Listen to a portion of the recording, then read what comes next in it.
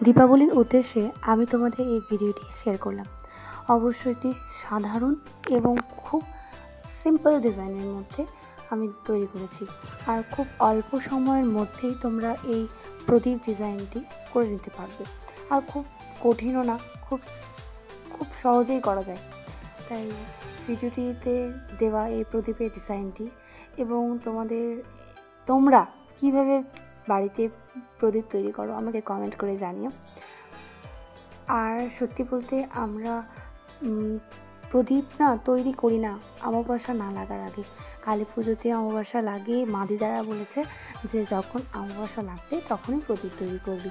শুধুমাত্র তোমাদের সাথে ভিডিও শেয়ার করার জন্য আমি একটিমাত্র প্রদীপ তোমাদের কালার বা ডিজাইন সাধারণভাবে সিম্পলভাবে বলতে পারো, খুব অল্প সময়ের মধ্যে অনেকগুলো প্রদীপ তৈরি করতে পারবে এমন ডিজাইন তোমাদের সাথে শেয়ার করলাম।